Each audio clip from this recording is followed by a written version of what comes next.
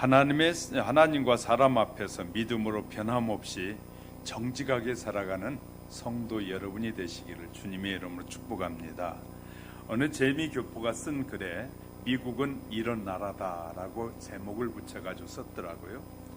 제가 사는 이 오렌지 카운티에는 약 4,000명이 섬기는 교회에서 인정받는 장로님과 권사님 부부가 있는데 우리 그 권사님에게 아들이 하나 있습니다.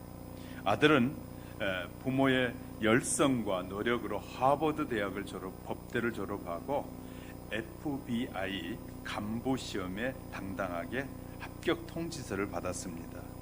부부는 너무 기뻐가지고 교회 잔치를 베풀면서 우리 아들이 이제 FBI의 간부가 될 수 있게 됐다고 즐거워했다고 합니다.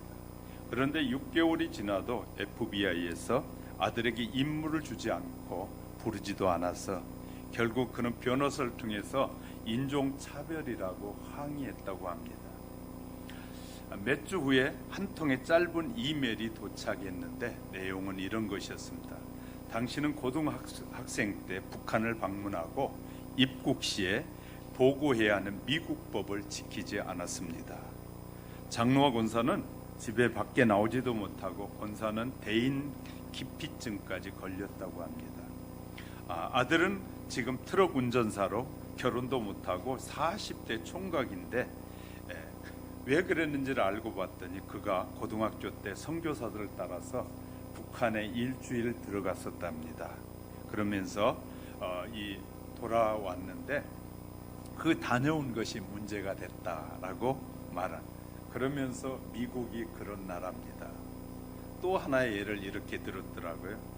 UCLA 대학을 나온 학생으로 그는 경영대학원을 졸업하고 경찰 공개 채용의 간부로 지원해서 당당하게 합격을 했답니다. 그 어렵다는 마지막 관문인 6개월의 지옥 훈련도 우수한 성적으로 마쳤답니다. 하지만 아무리 기다려도 임무에 복귀하라는 명령이 없어서 결국 그도 변호사를 통해서 인종차별이라고 따졌더니 하지만 돌아온 답은 기절할 노릇이었다고 합니다. 이런 것이 돌아왔다고 합니다. 당신은 정말 우수한 자질을 갖춘 경찰 간부 후보생이 분명합니다. 그러나 당신의 이모부가 한국에서 통진당 간부로서 북한을 여러 번 왕래했습니다. 우리 정부는 당신으로 인해서 우리의 고급 정보가 적성 국가에게 제공되는 것을 원치 않습니다. 이것이 미국이라는 것입니다. 더 많은 얘기가 있지만 한 가지 대표적인 두 가지 얘기로만 예를 마치려고 하는데 미국은 세계 강국이면서 또한 170개의 민족과 국가들이 모여서 이렇게 서로 다양한 언어와 출신들이 모여 살고 있음에도 불구하고 피부색이 다름에도 불구하고 아무 탈 없이 미국을 유지해가는 힘이 거기에 있다라고 쓰고 있는 것이었습니다.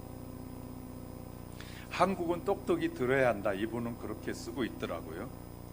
우린 광복 72주년 역사에 아직도 아무런 교훈도 이 국가의 정체성도 없고 이념을 정립하지 못한 원인이 모든 국민에게 있습니다 라고 쓰고 있었어요.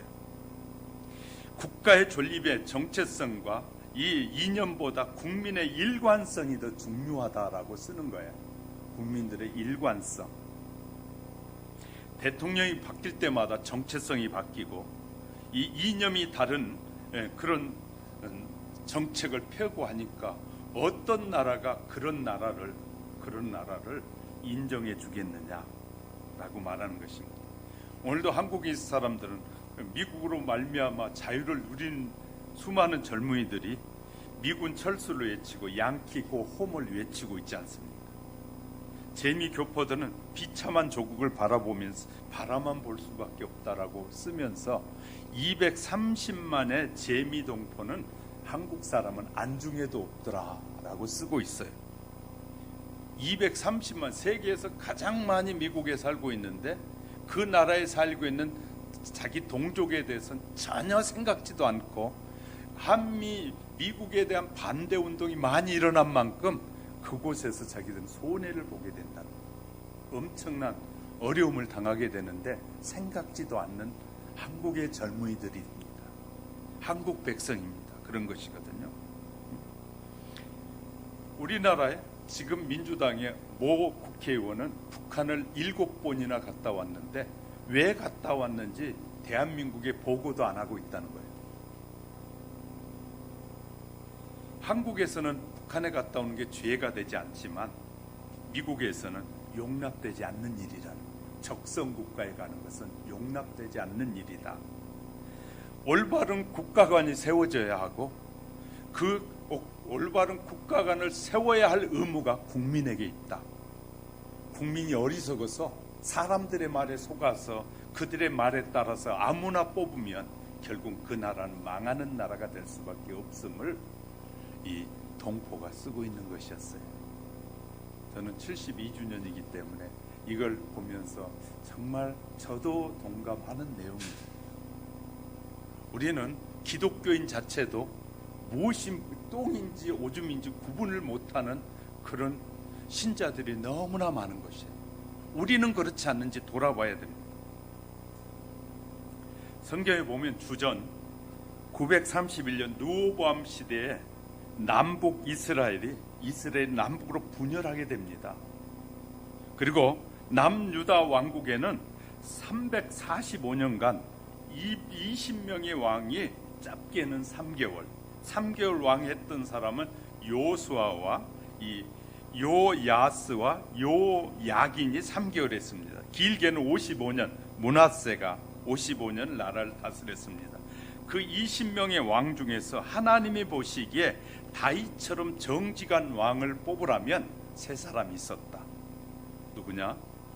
바로 아사와 히스기야와 요아스다. 이 세 사람, 20명 중에 세 사람이 하나님이 기뻐하는 왕이었다. 그 외에 요사밧이나 요아스나 이 아마사나 이 아사라나 요담 등에 대해서는 정직이 행하기는 하였으나 라고 그렇게 의문을 남기고 있어요. 여운을 남기고 있습니다. 본문에서 이 아하스 뒤를 이어서 이스라엘 왕에 오른 히스기야는 가장 먼저 모든 우상을 부수는 일을 시작하였다.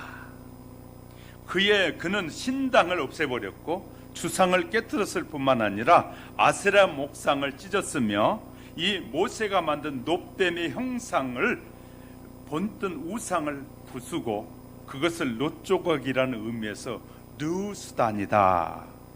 르우스단이라고 불렀다고 합니다. 이러한 우상 파괴로 그가 전 국가적인 계획을 단행했던 것입니다. 그러니까 무엇이 개혁되어야 될 것인지를 우리가 모른다면 우리나라의 미래는 없는 것입니다. 우리나라에 어떤 지도자가 나와서 가장 개혁을 해야 되는 것 중에 가장 큰 개혁이 뭔지를 모르고 기독교인도 그것도 모르고 있다면 우리는 성경을 배우지 않았고 성경을 읽지 않았다는 결과밖에 안 되거든요. 그랬더니 개혁했더니 하나님이 그를 인정하는 왕이 되었다라고 쓰고 있습니다. 이것이 바로 우리나라 미래와 연관이 되기 때문에 저는 말씀드리고 있는 것이에요. 오늘은 히스기야 개혁을 보면서 우상 숭배 허구성과 파괴로 인해서 일어난 이 신앙의 새로운 부흥을 오늘 살펴가는 동안 큰 은혜가 있기 원하는데요. 얼마 전에 뜨는 연예인 중에 한 사람, 노래 잘하는 연예인 중에 어머니가 무당이라는 사실 아시잖아요. 국가에서 그에게 돈을 주면서 이곳저곳 데려다니면서 구술했어요. 코로나를 빨리 끝나게 해달라 구술하고. 그러니까 나라에서 세금을 걷어서 하는 짓이 뭐냐면 무당들을 시켜서 구술하고 그 굿에 몰려드는 사람들에게 뭘 나눠주고 하면서 구술하고 있는 그런 나라라면 희망이 없는 나라일 수 있다는 것, 저는 말씀드리고 싶은 것입니다. 자, 우리가 이렇게 성경에서 말하는 의미들을 우리가 올바로 이해하는 것은 너무너무 중요합니다. 그러면 세금을 내가면서 세금을 주면서까지 그렇게 하는 사람들이 누구냐 그 말이죠. 누구냐? 그러니까 개혁되지 않으면 개혁이 뭐냐? 성경에서 우리에게 가르쳐주는 개혁은 우리 편하게 살고 그냥 내 소원 이루어주고 그냥 속풀이해주는 그런 지도자가 아니라는 것이에요. 수많은 사람들은 자기가 이루지 못한 것을 대신해 줄 때 속이 시원하다는 거예요. 그래서 그냥 부자들을 그냥 막 욕하고 때려잡고 막 큰 대기업 무너뜨린 것만이 속이 편한 것으로 생각하는 사람들이 너무나 많아요. 그러면서 그 애들한테 물어보면서 대기업 갈래 중소기업 갈래 하면 다 대기업 가고 싶어. 이중구조를 가지고 있어요. 마음. 그렇게 대기업이 미운 사람들은 중소기업에 가서 대기업같이 멋진 중소기업을 만들 생각은 안 하고 당장 많은 봉급만 받고 좋은 자리에서 편히 있기만 원하면서 밑에 있을 땐 되게 욕하고 그런 못된 습성을 가지고 있는 것이 요새 젊은이들 중에서 많다는 것이에요. 그렇다면 희망이 없는 나라가 되어가고 있다는 것이거든요. 우리는 남이 부자가 된 함부로 판단하고 함부로 말하는 것은 매우 위험한 것이에요.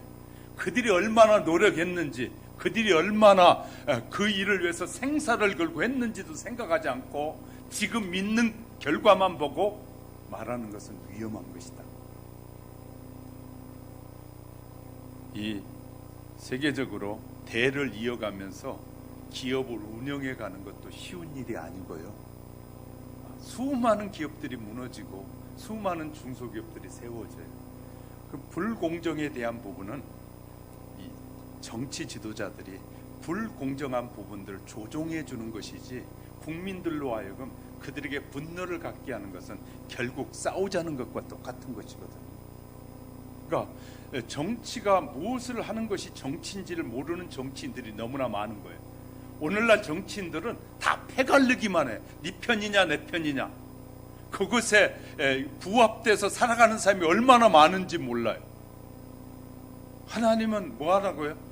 그런 가운데서 정치를 세우는 이유가 뭐냐면 부자와 가난한 사이를 조율하여 부자라면 스스로 자원하여 내게 하고 자원하여 낸 그것을 가난한 자에게 공평하게 나눠줄 줄 아는 것이 정치여야 되는데 이렇게 둘로 나눠가지고 자기 정치 기반을 연장시키는 일에만 쓰는 지도자들이 못된 지도자라는 말이에요. 국민들에게 어떤 지도자들은 부동산 가격을 몇 배씩 뛰어오르게 만들고 있잖아요.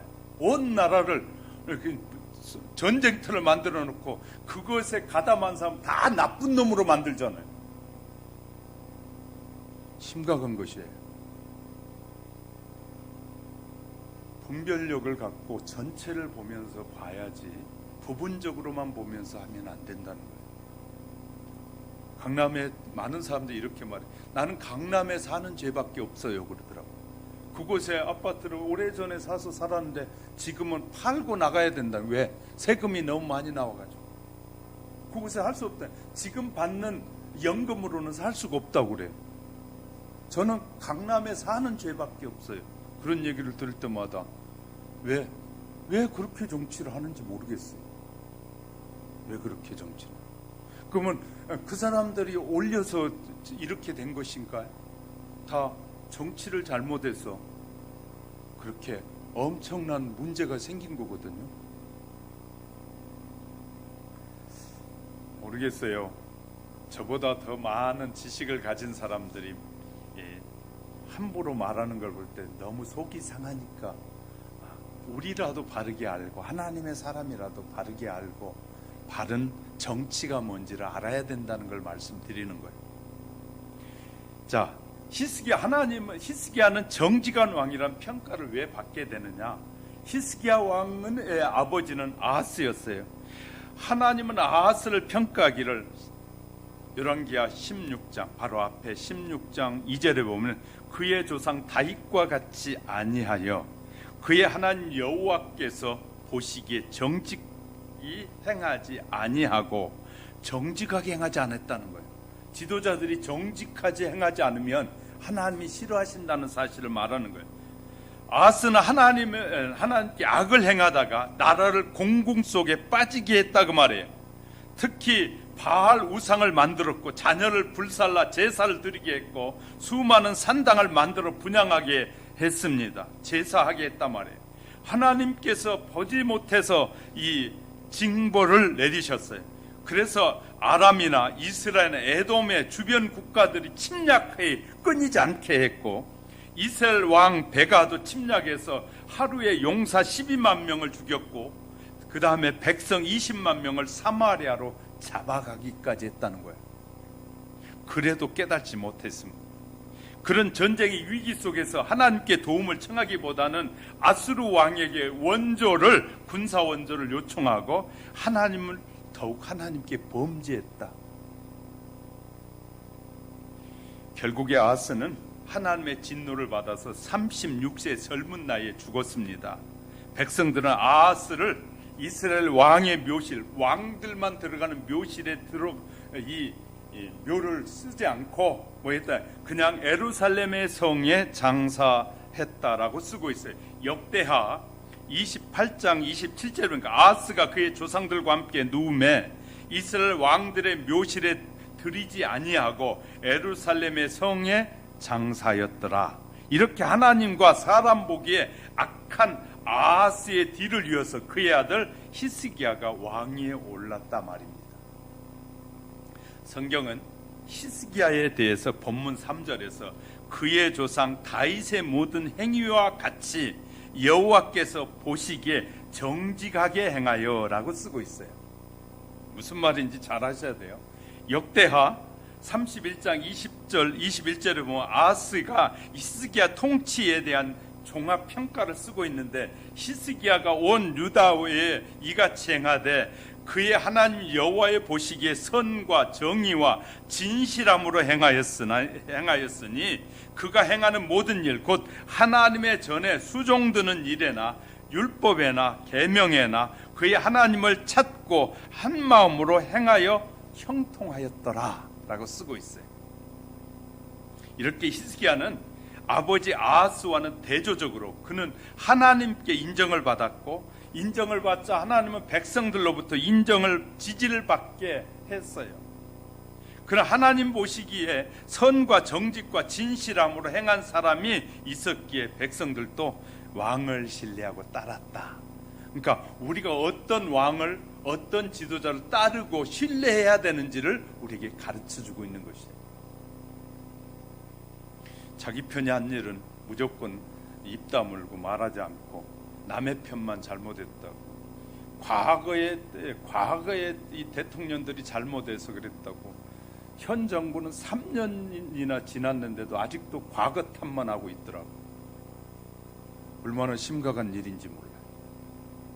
특별히 5절에 보면 히스기야에 대해서 말합니다. 히스기야 5절 6절에 보면 히스기야가 이스라엘 하나님 여호와를 의지하였는데 그의 전후 유다 여러 왕 중에 그러한 자가 없었으니 곧 그가 여호와께 연합하여 그에게서 떠나지 아니하고 여호와께서 모세에게 명령한 계명을 지켰더라.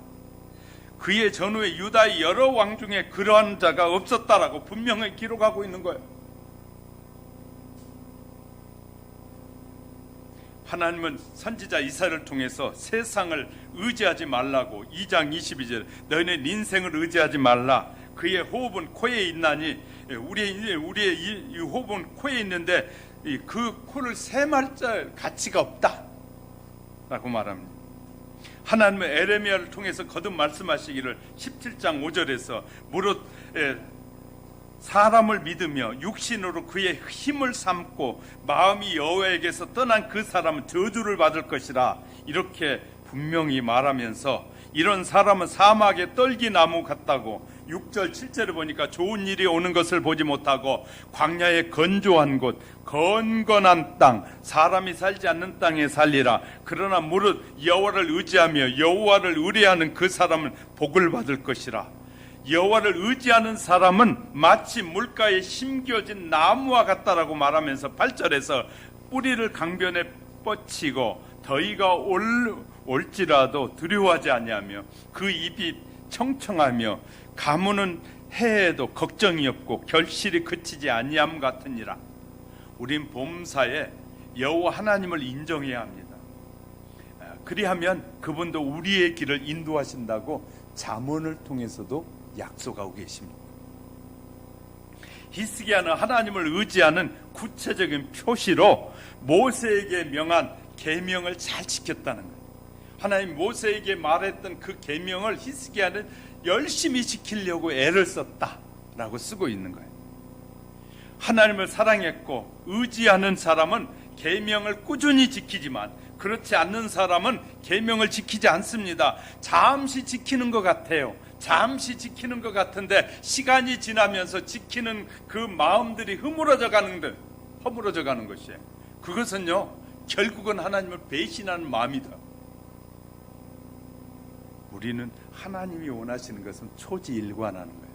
처음에 믿었던 그 믿음이 변함없기를 원하고 더 믿음이 좋은 믿음으로 자라가기를 원하는 거예요. 믿음이 떨어져서 하나님에게서 멀어져 가는 것이 아니라 더 하나님을 잘 섬기는 사람이 되어져 가기를 원하시는 거예요. 할렐루야. 자, 우린 잘 알아요. 육신의 부모도 마찬가지입니다. 자녀들이 자꾸 부모를 공격하고 부모의 말에 거절하고 부모의 뜻보단 자기의 뜻을 내세우면 그 자녀 좋아할 부모가 없어요. 자기 고집만 부리고 하면. 그건 세상의 부모도 마찬가지예요. 세상의 부모도. 전능하신 하나님은 부모를 통해서 우리에게 가르치고 부모와 자식지간의 관계를 통해서 말씀하시는 거예요. 우리는요, 하나님은 다양한 방법으로 그의 백성들에게 말씀하시는 거예요. 부모가 자식의 마음에 안 들 수 있고 자식이 부모의 마음에 안 들 수 있어요. 그럴 때 어떻게 하는 것이 중요하냐. 그럼에도 불구하고 질서에 따라 순종해 가는 것을 하나님이 기뻐하셔요. 그러면 반드시 자기가 그 일을 이룰 날이 온다는 거예요. 할렐루야. 하나님은 부모에게 준 사명이 있고 자식에게 준 사명이 있어요. 부모는 부모의 사명을 감당하는 것, 자식은 자식의 사명을 감당하는 것이에요. 그렇기 때문에 우리는 그 관계들을 우리가 잘 알아가는 것이 너무너무 중요한 것이죠.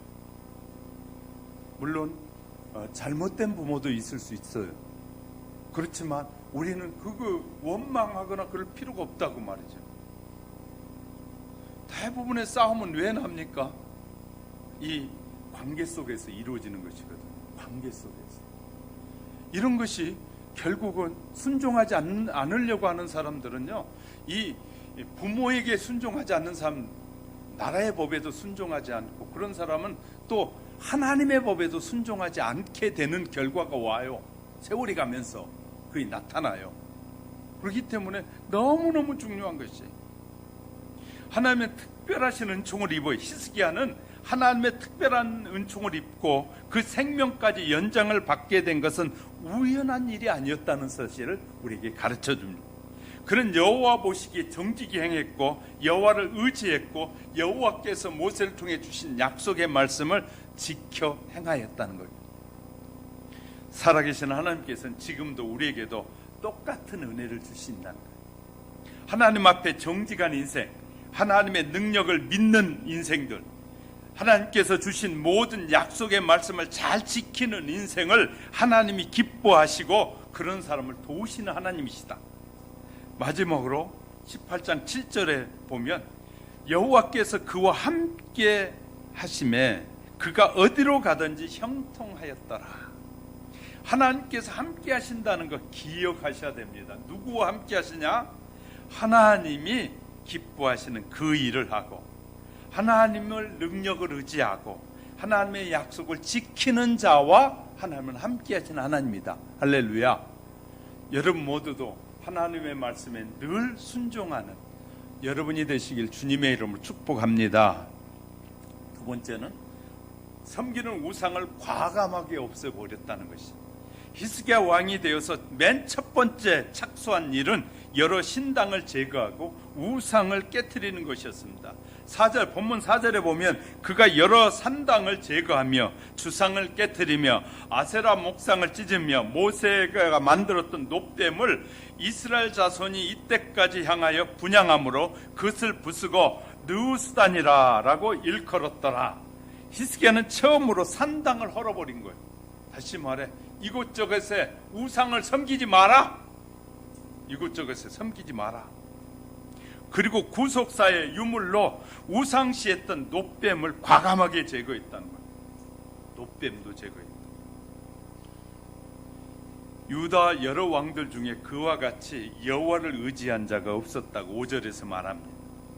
이 일에 당대 선지자였던 이사야와 이 미가의 영향이 큰 것으로 보는데, 우리가 주목할 것은 히스기야 왕이 모세가 놋으로 만든 놋뱀을 산산소각 냈다는 점이, 그리고 그것을 이컬러 이 느스단이다 라고 불렀다는 것입니다. 느스단, 놋조각이다, 놋조각에 해당된다라고 말했다는 거예요. 이 놋뱀 이야기는 모세 때로 올라가 봐야 되는데, 자, 애굽에서 떠난 이스라엘 백성들이 광야에서 하나님과 모세에 원망하고 부르짖으니까 하나님께서 너무너무 분노하셔서 하나님께서 놋뱀을 허락하시니까 불뱀이 막 이스라엘 백성 물기 시작했어요. 막 장막마다 불뱀이 들어와서 물는 사람마다 죽어가고 있었습니다.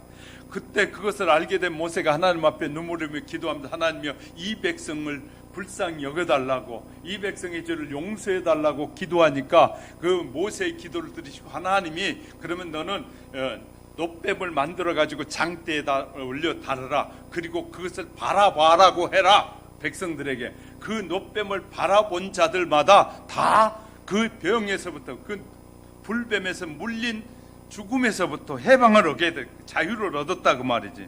근데 그 놋뱀을 만든 후에 지금 이 히스기야 시대까지 800년이 흘러온 거예요. 800년이 지났음에도 불구하고 이제 800년이 지나면서 이스라엘 백성들은 어떻게 됐느냐면, 그 놋뱀이 아니라 놋뱀과 똑같은 형상을 만들어 가지고 그 형상 앞에 제사를 드리기 시작했다. 우상을 만들었다고 말해요. 놋뱀은 상징성을 가지고 있어요. 무슨 상징? 하나님이 이걸 통해서 이 백성을 구원했다, 구속했다는 것이고, 하나님께서 능력으로, 하나님의 능력은 이렇게 살린다는 사실들을 상징적으로 보여줬는데 그것이 우상이 됐다 말이에요. 그러니까 히스기야는 그것을 봤단 말이죠. 히스기야는 우상이 뭐냐를 봤다는 것이에요. 오늘 본문의 내용을 보아서 이스라엘 백성들이 모세 때부터 이때까지 계속 모세가 만들어 놓던 놋뱀을 분양했던 것이다 그 말이죠. 지금까지 이 놋뱀에 대한 언급이 없었는데 갑자기 히스기야 때 와가지고 놋뱀에 대한 언급이 나타나고 있어요. 옛날에 이 놋뱀이 자기들의 조상을 죽음에서 건져냈다는 그 사실을 이제 바르게 알아야 되는데 그것이 문제가 됐다는 것이죠. 우리는 오래된 것은 비싸다 그러잖아요. 그래서 오래된 유물들은, 오래된 귀중품들은 이 국보급 유물이라고 그래서 조상들이 물려준 것은 비싸게 받잖아요. 히스기야는 놋뱀을 가차없이 비쌈에도 불구하고 산산조각 내버렸다. 그리고 놋조각이라고 말하고 있다고. 왜 그토록 귀중한 것을 산산조각 냈을까요? 유대 민족들이 놋뱀을 저들의 섬김의 대상으로 알고 섬기기 때문에. 섬기기 대상. 우리 교회도 이제 십자가가 여기밖에 없잖아요. 어떤 큰 교회들 가보면 십자가를 크게 해가지고 막 불까지 켜놓고 막 했잖아요. 사람들이 십자가 가서 기도를 하는 거예요. 십자가를 봐보면서 십자가를 봤다는 거예요. 십자가가 능력 있는 것이 아니라 십자가는 나무에 불과해요. 십자가가 아니라 십자가에서 매달린 그 예수, 그가 우리를 구원한 것이 십자가가 구원한 거 아니라 말이에요. 그래서 합정숙 교단을 중심으로 십자가를 그래서 강단에다 띄고 그냥 앞에만 세우기 시작하고, 저 여의도 쪽에 가면 거기는 얼마나 큰 십자가를 달아놨는지 몰라요. 그래가지고 색깔도 바뀌어요. 파란색, 빨간색, 노란색. 그러면 그것이 뭐 신령한 처럼 그걸 바라보면서 그걸 또 이단들인 가톨릭은 영화에 보면 꼭 귀신이 나타나면 뭐 들고 가요? 요거 들고 그러면 귀신이 막 그래. 참 웃기는 거예요. 이건 십자가, 예수님도 매달려 죽고 죄인들이 죽었던 하나의 형틀에 불과한 것이, 이것이 능력 있는 것이 아니라 이곳에 매달린 예수가 중요한데 예수는 빠져버리고 십자가가 앞세워지기 시작하는 것, 이것이 우상이 되는 것이다. 우리도 잘못되면 예수 믿는다고 말하면서 예수 믿는 삶에 변질된 삶을 살 때가 너무나 많은 것이에요. 우리 잘 아셔야 돼요. 과거에 대한 맹목적인 숭배, 발전에 커다란 장애가 됩니다. 제가 노인분에게 예수 믿고 천국에 가자 그랬대. 옛날에 교회도 다녔다는 분이 이런 얘기를 해요. 부모님 제사 때문에 못 드린다. 그 과거에 잘못된 것이었잖아요. 그럼에도 불구하고 자기는 그것 때문에 교회를 못 온다는 거예요. 왜 제사 드려야 됩니까? 과거를 버리지 못하면 자기도 인생이 파멸에 이른다는 걸 모르는 거예요. 잘못된 제사, 잘못된 것은 과감하게 버릴 줄 알아야 되는데 무엇을 버리고 무엇을 취해야 할지를 구별하지 못한 사람들 너무 많으니까 문제가 심각해진 것이죠. 과거의 습관과 제도들 맹목적으로 그냥 집착해. 근데 요새 젊은이들은 많은 지식을 배우다 보니까 이제는 하도 어른들이 제사 안 드린다고 하니까 아예 리조트 가가지고 그냥 상 하나만 차려놓으면 이놈이 와서 지방만 써놓고 저라고, 저놈이 와서 지방만 써놓고 저라고, 그렇게 하던 형식으로 바뀌어가잖아요. 왜? 부모의 마음에 불편할까봐 어쩔 수 없으니까 이제 그 짓을 하고, 그건 무슨 부모를 섬기는 것이고 부모를 생각하는 마음이겠어요? 우리가 이제 잘 형식으로 바뀌어가는 과거의 맹목적인 숭배들을 그냥 지금도 이어가고 있다는 거예요. 너무나 많은 사람들이. 우리가 구분할 줄 알아야 됩니다. 그것이 이스라엘에는 놋뱀의 예가 되는 것이. 놋뱀의. 과거 하나님께서 그것을 기적을 보여줬는데 그걸 통해서 그 백성을 살리신 분이 하나님이라는 걸 말하고 있는 건데, 그들은 그 놋뱀을 우상화해가지고 이제 아예 만들어가지고 그것에 절하고 제사했단 말이에요. 이것이 과거의 맹목적인 일들을 이 우상화하는 작업을 하는 일이에요. 현재 이 정부는 대한민국에서 지금까지 정부 중에서 가장 기독교를 박해하는 정부가 된 거예요. 영부가 들어서면서 교회를 얼마나 핍박하는지. 잘못 알고 있는 성도들은 이렇게 목사가 말하면 왜 정부 비판한다고, 정말 몰라도 정말 모르는 사람들, 어리석은 사람 그렇게 말해요. 목사가 할 일이 없어서 정부 비판하는 거 아니에요. 하나님께서 그러라고 저를 먹이고 입히시는 것이 아니에요. 올바른 것을 가르치라고 저를 세운 것이에요. 그러니까 잘 아셔야 돼요.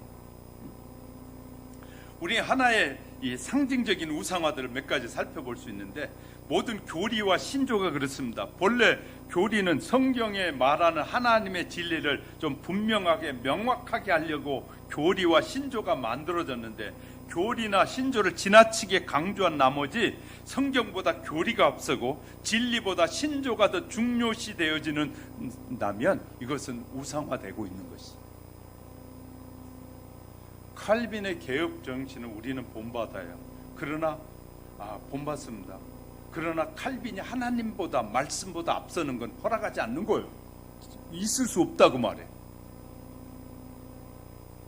그런데 어떤 사람들은 교회에서는 우리는 칼빈주의, 칼빈 하면서 칼빈만 앞세우는 거예요. 칼빈이 그 교회의 핵심이 아니에요. 성경의 핵심은 하나님이셔요. 그가 개혁하여 하나님께로 돌아오자고 말한 것이지 그를 말하라고 한 거 아니다 말이에요. 진리를 놓치고 있는 사람들이 너무나 많아요. 너무나 많아요. 또 있어요. 교회 안에서 행해지는 성례, 교회 성찬이나 세례나 뭐 이런 것들 의미하는 바는 참 중요해요. 그런데 그것이 우상화되면 안 돼요.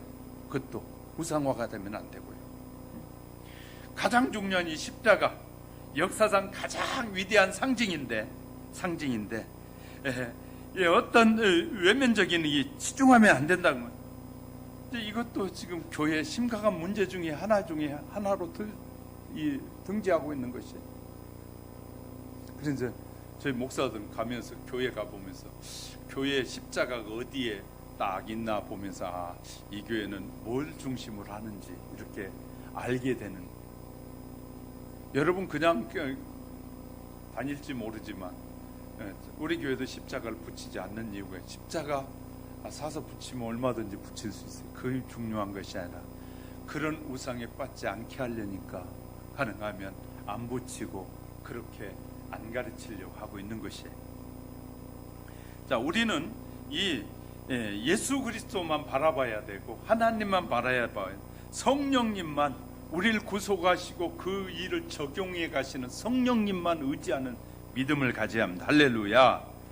우리는 상징적인 의미를 분명하게 이해하지 못하면 잘못된 오류에서 더 추한 신앙의 모습으로 바뀔 수 있단 말이에요. 그것이 이단들이 하는 일이에요. 이단들은 이 진리를 왜곡하여 결국은 추한 모습으로 타락시키잖아요.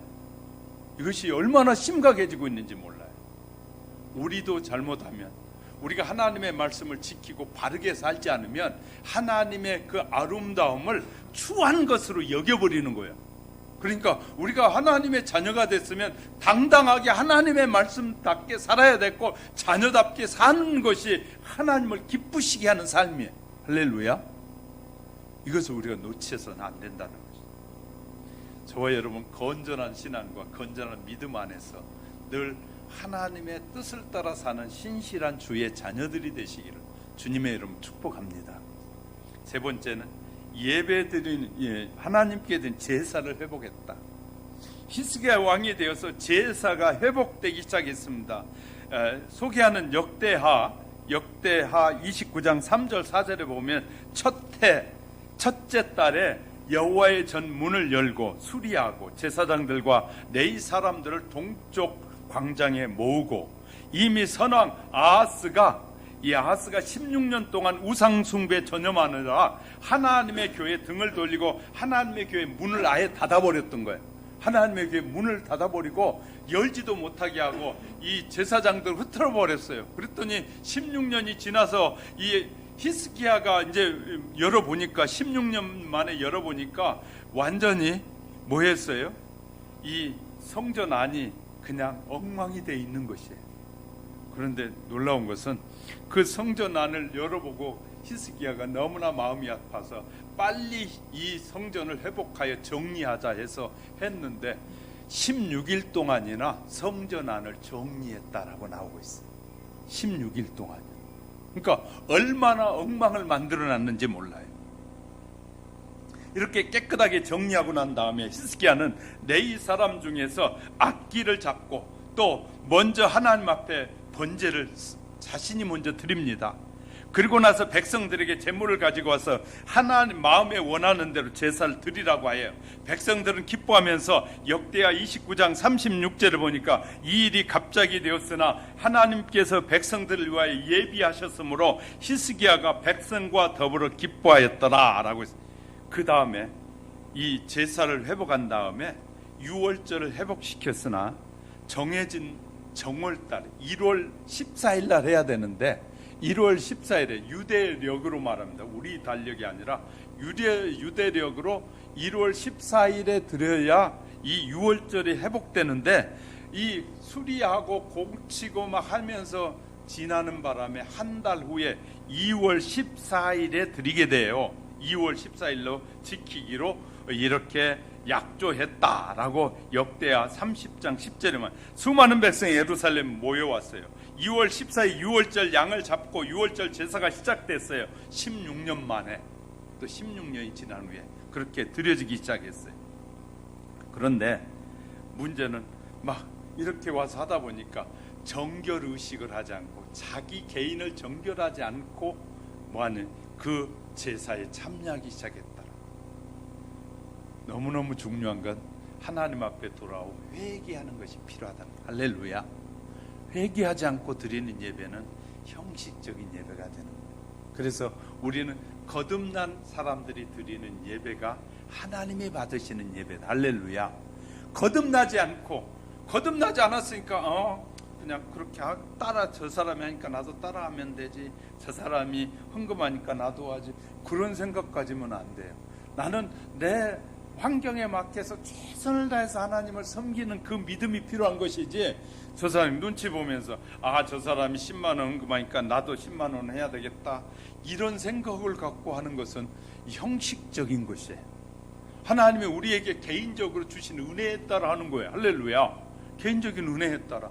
내게 은혜가 많이 받은 사람은 많이 했다고 자랑하지 않아요. 그런데 이 자기의 욕심을 따라 한 사람은 내가 헌금도 많이 하고 충성도 많이 했다고 자기를 주장하지만, 진실한 사람은 하나님 앞에 많이 하고 충성해도 했다고 전혀 말할 필요가 없어요. 왜? 내게 받은 은혜를 따라 내가 하니까. 무슨 말인지 이해가 되셨어요?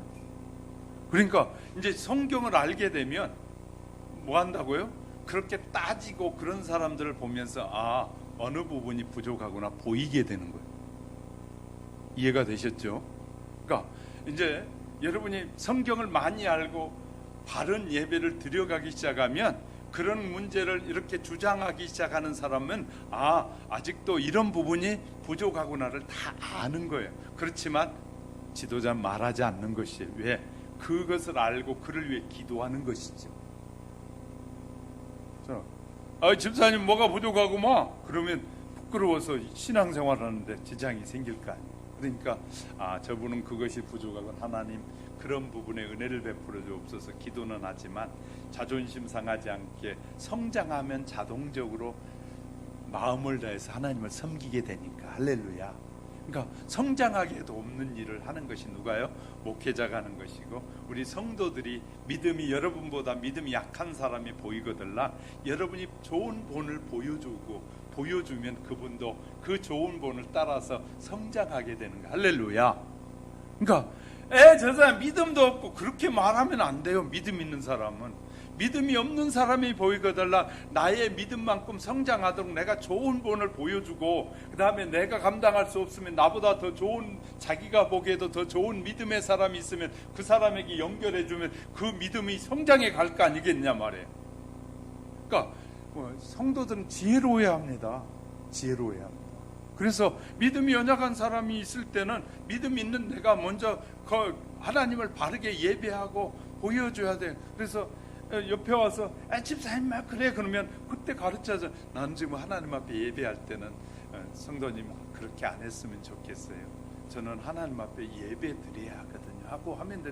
집사님 왜 자꾸 예배 드리는 그래 방해하고 그래 그러면 안 되고, 그렇게 표현하는 것이 아니라 예배 끝나고 예배할 때는 그런 얘기 안 했으면 좋겠어요. 왜냐하면 저도 마음을 모두어서 내가 섬긴 하나님께 예배해야 되니까 그때 말고 예배 끝나고 내게 물으면 내가 대답해 드릴게요 하고, 이런 사람이 지혜로운 사람이고 다른 사람을 세워가는 사람이다. 할렐루야. 우리는요 완전한 사람은 세상에 없어요. 목사도 마찬가지고 다 완전한 사람이 없어요. 다 우리는 부족함이 많은 사람이니까 우리가 서로 배워가야 돼요. 알아가야 돼요. 그리고 더 하나님을 잘 섬기는 사람이 돼야 돼요. 그러니까 우리가 그러기 위해서 하나님은 우리를 부르시는 거예요.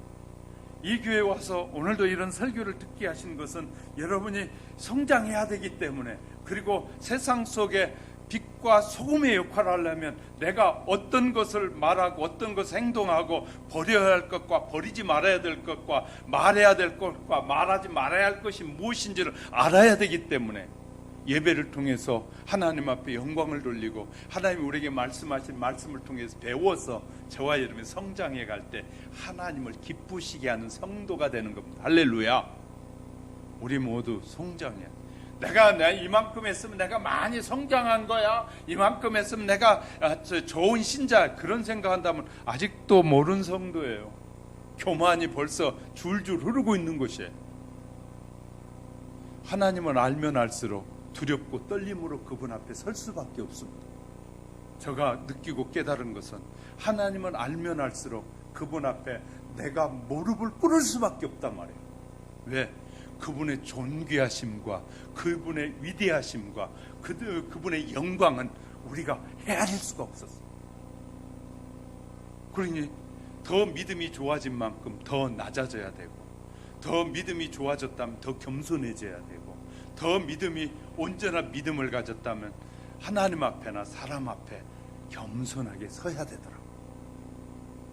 이런 은혜가 우리 모두에게 임하고, 우리 한 사람 한 사람이 하나님의 은혜를 바로 깨닫고 지도자들을 위해서 기도해야 되고, 지도자 한 사람이 잘못되어짐으로 말미암아 그 나라가 100년이든 200년이든 뒤로 거꾸로 무너질 수도 있고, 지도자 하나를 온 성도들이 바로 알고 기도하며 세웠을 때 그 지도자가 나라를 바르게 이끌어감으로 부귀 영화를 더 오래 누릴 수 있다고 말. 할렐루야. 저는 잘못됐다고, 어떤 지도자는 잘못됐다고 말하지만 그를 위해서는 기도합니다. 하나님 바르게 세워주시고 그가 정권을 집행해 가는 동안에 헛된 생각하지 않게 해달라. 함부로 다른 사람을 평가하지 않게 해달라. 수많은 우리는 벌써 대통령들을 세웠잖아요. 세워왔어요. 어떤 사람 믿는 사람들이 막 전 대통령들을 막 욕하면서 막 그런 사람들이 있더라고요. 믿으면서. 저는 깜짝 놀래요. 하나님이 뜻이 있어 세웠는데 여러분의 눈에 부족함이 보이거든 기도해 주라는 것이. 이럴 땐 좀 아멘 해봐요. 부족함이 보이고 잘못됨들이 보이면 기도하라는 거예요. 기도해 주라는 거예요. 왜? 그 잘못에서 돌아서게 하고 잘못된 삶에서 바르게 나가게 해달라고 기도하라는 거예요. 기도하면 안 하면서, 기도해 주지도 않으면서 평가하고 기도하지도 않으면서 함부로 말하는 것은 매우 위험한 일입니다. 그래서 목사는 여러분에게 가르치잖아요. 여러분의 허물이 보이거든 기도하라고. 또 여러분에게 말하잖아요. 목사의 눈에 부족함이 보이는데 여러분에게 막 함부로 지적하지 않고 기도한다고 말하잖아요. 여러분도 그렇게 하셔야 돼요. 그럴 때 온전한 신자가 되고 하나님이 기뻐하는 백성이 될 때 성경이 이렇게 약속해요. 하나님의 뜻대로 그렇게 살아가면 하나님이 함께 하시겠다. 할렐루야. 하나님이 함께하면 대한민국에 사나 북한에 가 사나 저기 미국에 사나 저기 중국에 가 사나 하나님이 함께하면 그 누구도 건들 수 없다는 거예요. 할렐루야. 하나님이 함께하는 사람은 누구도 손대지 못한다는 것입니다. 우리 하영교 성도 여러분, 저도 바르게 말씀을 전하게 하려고 애를 쓰지만 여러분이 저를 위해서도 기도해 주셔야 되고, 또 여러분은 저를 통해서 들은 말씀을 통해서 비판하려고 하지 말고 겸허하게 긍정적인 생각을 가지고 듣고 또 기도하시기 바랍니다. 그럼 하나님은 협력하여 선을 이루어서 아름다운 역사를 이루어가게 될 줄 믿습니다. 아수르 왕인 사네립이 예루살렘을 침공하고 포위했을 때 협박을 합니다. 히스기야에게 너희가 나와라. 안 나오면 너희를 완전히 잿더미가 되게 만들 것이고 너희 자녀들을 완전히 내가 끌어가서 이 창녀를 만들어버리고 막 하겠다고 그렇게 할 때 다른 왕들은 강대국에 막 특사를 보내서 도와달라고 했는데 히스기야는 그런 아수르 왕이 사네립이 와서 그렇게 할 때 그는 하나님의 전 앞에 무릎을 꿇고 하나님 하고 기도했더니 하나님이 이렇게 말씀하시죠. 너는 아수르 왕의 신복에게 들은 바 나를 모욕하는 말 때문에 두려워하지 말라. 네 하나님이 계시면 말해봐라. 네 하나님이 무너져 버렸다. 네 하나님은 이제 다 쓰러져 버렸다 라고 말하고 그런 것 때문에 두려워하지 말라. 내가 한 영을 그 속에 두어서 그로 소문을 듣고 그가 자기의 본국으로 돌아가게 할 텐데 그가 본국에 돌아가면 거기에서 죽을 것이다. 그런데 하나님이 히스기야에게 하신 그대로 역사가 일어납니다. 하나님이 도우시면 우리는 그 누구도 해할 자가 없다는 그 믿음 앞에 사셔야 돼요. 저도 마찬가지고 우리 하영교회 성도 여러분, 우리 모두도 하나님 앞에 부끄러움이 없는 인생을 사십시다. 그러기 위해서 말씀을 이제 정리해 보려고 합니다. 믿음으로 살아가는 우리 모두는 하나님만 의지해야 되고 예수 그리스도의만을 믿고 섬기고 이 성령님의 인도하심을 따라 늘 정직한 삶을 영위하는 저와 여러분이 될 때 하나님께서 우리의 삶의 여정을 아름답게 인도해 주실 줄 믿으시면 크게 아멘. 기도하겠습니다.